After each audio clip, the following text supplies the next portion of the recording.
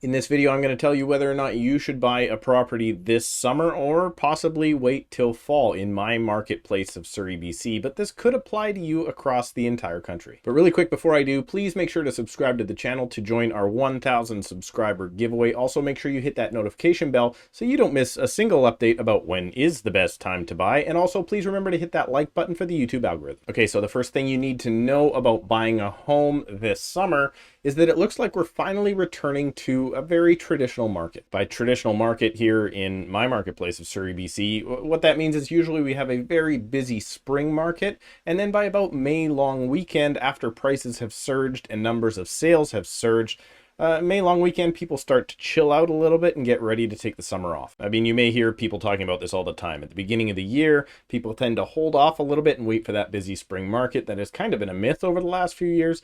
And then things really heat up through March, April, and May, and then cool off for the summer before we get back into our second busiest market, which is September through November. But we haven't really seen this traditional market since all the way back to about 2015. Previous to that, yeah, you would take time off in the summertime or maybe around winter.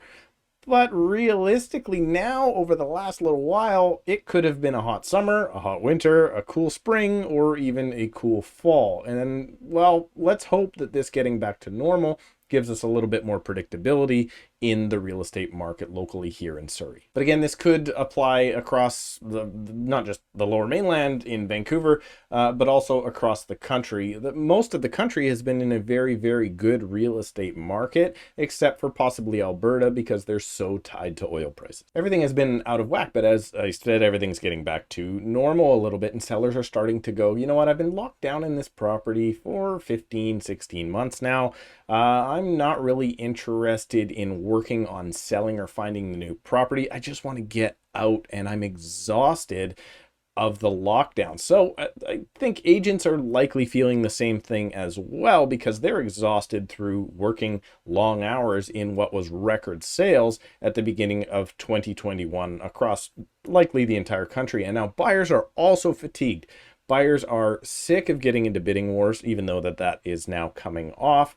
And any buyer that was successful, well, it was a tiring process, and now they're very happy to be in their new long-term homes. It just looks like everybody's taking a big breath before they jump back into a frenzy of buying that will likely happen this coming fall. But now I'm going to tell you about a little trick that you should know about if you're interested in the long-term growth of your properties. And that trick is to do what everybody else is not doing. I'm going to suggest that when temperatures outside are rising and the market is cooling, you as the buyer should actually jump now.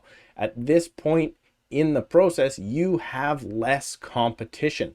There might not be as many homes to pick from because, again, those sellers are taking the time off. However, you've got a lot less competition. Earlier this spring, you may have to, I don't know, sign over your firstborn or go into a property with an unconditional offer and not even do a home inspection. Well, all that now is changing. You have the ability to do your due diligence, and you may even be able to negotiate a bit. So don't make the mistake of taking a break now and going back into the frenzy when everybody else goes back into the frenzy this September. Because remember this one thing, when people say the market is good, they mean the market is good for the sellers. They don't mean the market is good for the buyers. So if you are a buyer, there's a reason it's called a buyer's market when the market is bad. It's your best opportunity to get into the market at lower prices. However, most people don't want to get into the market in a buyer's market because they're worried that the market may fall even further than its current spot. However, when you think that you're going to be in the property for at least 4 to 5 years or possibly longer,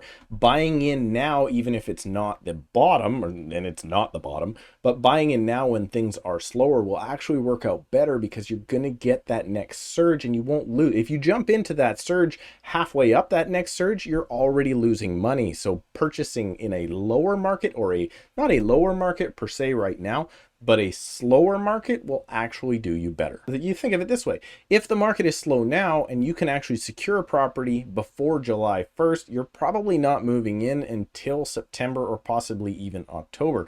So you still have August to take that time off and relax before you have to worry about packing and getting into your new address. So I actually think July is where the smart buys are. However, if you're looking to sell your property, I'm going to suggest probably the exact opposite. You're hopefully going to get into a bidding war when you're selling your property. You're going to get buyers coming and bidding multiple offers and hopefully selling for more than you had ever expected. I don't think that is going to happen between now and August 31st, or well, really realistically September 6th. September 7th is the day that the kids go back into school. It should be locked down, fingers crossed, should be lockdowns all stopped and back to normal, no mask mandates, any of those sort of things. I think the market is going to pick up in September. However, here's the problem. If you wait to sell to September, you're going to sell for great money in September. You're going to sell for great money now, but you're going to sell for great money in September.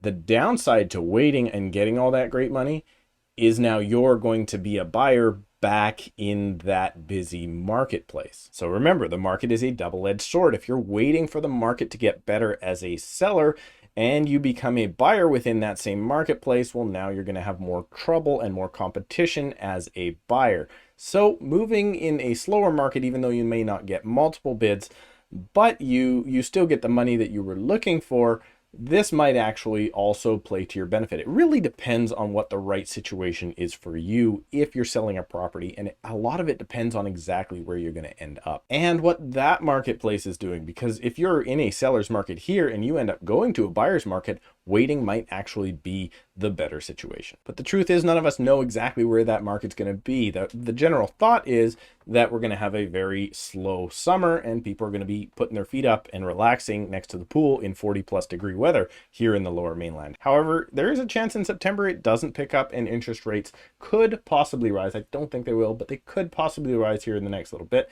And if they do, we might see a correction in the price. So even though you end up getting a bidding war going on your property, you may actually get more within July just by finding that one right buyer. So let me recap this really quickly. Number one, I think we're going to have a slower, more regular summer than we have had in the last 6 years. Number two is, if you're looking to buy, I think July is a very smart month to do it. You're looking at a lot less competition and a lot less traffic. You're also, however, though, looking at less listings, so you'll have less to pick from, but within those listings that you're picking from, you will likely get a better deal than just a couple of months ago. And third, if you are thinking about selling, you may want to wait until the fall market. Start prepping your house now, reach out to your agent now, reach out to us now. But you may want to hold off your listing to maximize your dollars to hit the market September 7th or slightly after.